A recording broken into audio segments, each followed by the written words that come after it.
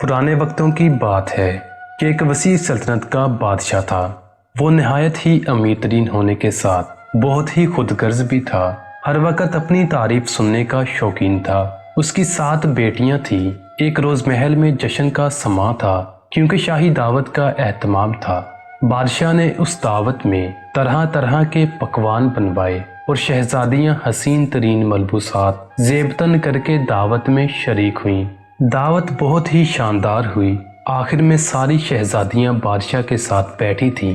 ساری شہزادیاں خوبرو اور خوبصورت تھیں، پر سب سے چھوٹی شہزادی بہت ہی عقل مند اور سمجھدار ہونے کے ساتھ اپنے رب پر یقین رکھنے والی تھی۔ بادشاہ نے اپنی تعریف سننے کی غرض سے ساری شہزادیوں سے 2 سوال کیے کہ تم سب کس کے نصیب کا کھاتی ہو اور پہنتی ہو اور مجھ سے کتنی محبت کرتی ہو؟ سب شہزادیوں نے ایک سا جواب دیا کہ ہم آپ کے نصیب کا کھاتے ہیں اور پہنتے ہیں۔ سب شہزادیوں نے ایک سا جواب دیا کہ ہم آپ کے نصیب کا کھاتے اور پہنتے ہیں، اور محبت میں کسی نے چاند ستارے تو کسی نے پہاڑ تو کسی نے اونچی عمارت سے پیمانہ بنا کر اپنی اپنی محبت کو بیان کیا۔ بادشاہ اپنی بیٹیوں سے اپنی بڑائی اور شان سن کر بہت خوش ہوا۔ اب جواب دینے کی باری سب سے چھوٹی شہزادی کی تھی۔ شہزادی نے بادشاہ کو جواب دیا کہ میں اپنے نصیب کا کھاتی ہوں اور پہنتی ہوں، میں نمک کے برابر آپ سے محبت کرتی ہوں۔ شہزادی کے اس عقل مندانہ جواب کو بادشاہ سلامت سمجھنے سے قاصر رہے اور غصے میں آگ بگولا ہو گئے۔ انہوں نے پھر بہت سختی سے سوالات کیے، پر شہزادی نے ہمت سے وہی جواب دیے۔ بادشاہ کو یہ جواب بہت ناگوار گزرے۔ اس نے اپنی بیٹی کی محبت کو معمولی جانا اور اس کے جواب کو اپنی توہین سمجھا، اور بہت ہی غضب میں آ گئے اور سپاہیوں کو حکم دیا کہ شہزادی سے تمام زیورات اور قیمتی اشیاء چھین لی جائیں اور گھنے جنگل میں چھوڑ دیا جائے۔ شہزادی نے اپنے والد کے فیصلے پر سر جھکا دیا کیونکہ وہ جانتی تھی کہ اس کے والد اصل حقیقت سے غافل ہے۔ شہزادی تنہا گھنے جنگل میں تھی۔ اس کے پاس کچھ نہ تھا، لیکن اس کے پاس رب پر کامل یقین کی دولت موجود تھی۔ وہ جانتی تھی اس کا رب اسے ضرور اس کے نصیب کا عطا کرے گا۔ شام ڈھل گئی۔ شہزادی اداس تھی۔ والد اور گھر والوں کی جدائی میں رونے لگی۔ صبح ہوئی۔ ایک بزرگ کا گزر اس جنگل سے ہوا۔ اس بزرگ نے ننھی شہزادی کو اس بیابان جنگل میں دیکھا تو شہزادی سے پوچھا، بیٹی تم یہاں کیسے آئی؟ شہزادی نے بزرگ سے سارا واقعہ بیان کر دیا۔ وہ ایک دانشور بزرگ تھے۔ شہزادی کی بات سن کر اسے تسلی دیتے ہوئے بولے، بیٹی تمہارا خدا پر یہ بھروسہ تمہیں ضرور کامیاب کرے گا۔ اور پھر اس بزرگ نے اپنے جھولے میں سے مٹھی بھر چنے نکال کر دیے اور کہا کہ بیٹی یہ کھا لو۔ شہزادی نے چنے لے لیے اور کھانے لگی۔ چنے کے چھلکے پاس ہی میں ڈال دیے۔ کچھ ہی دیر میں جنگل سے کچھ مور نکل آئے اور ان چھلکوں کو کھانے لگے اور ناچنے لگے۔ ناچتے ناچتے موروں کے پر گرتے گئے۔ شہزادی بہت ہی ہنر مند تھی۔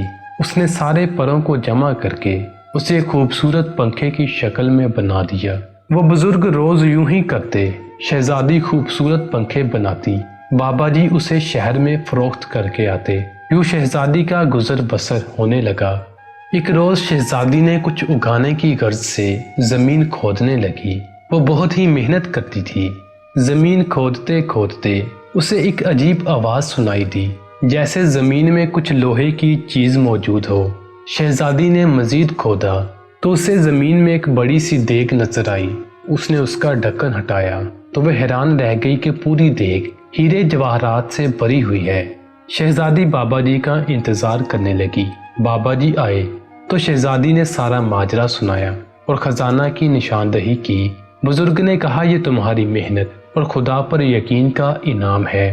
شہزادی نے خدا کا شکر ادا کیا اور اس دولت کے صحیح استعمال کے لیے ذہن دوڑانے لگی۔ شہزادی بہت رحم دل تھی۔ اس نے سوچا یہ دولت خدا نے مجھے دی ہے تو اسے خدا کے بندوں کی مدد اور اس کے بندوں کو کھانا کھلانے میں خرچ کروں گی۔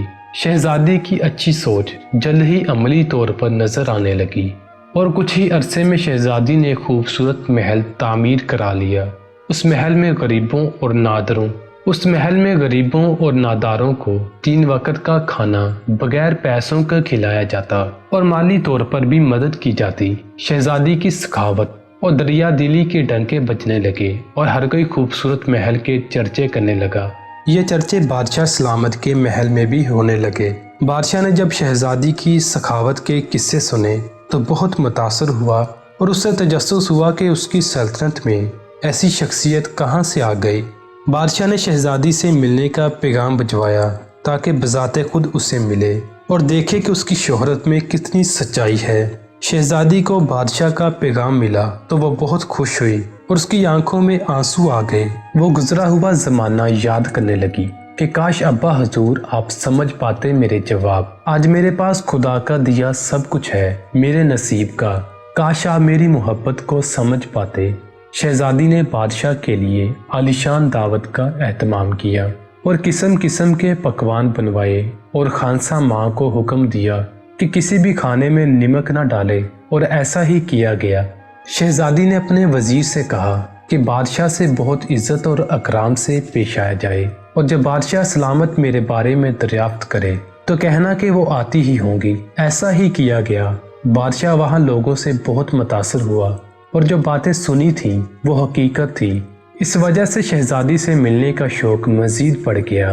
बादशाह ने दस्तरख्वान पर मुख्तलिफ किस्म के खाने देखे जो बहुत खुश शक्ल और खुशबूदार थे।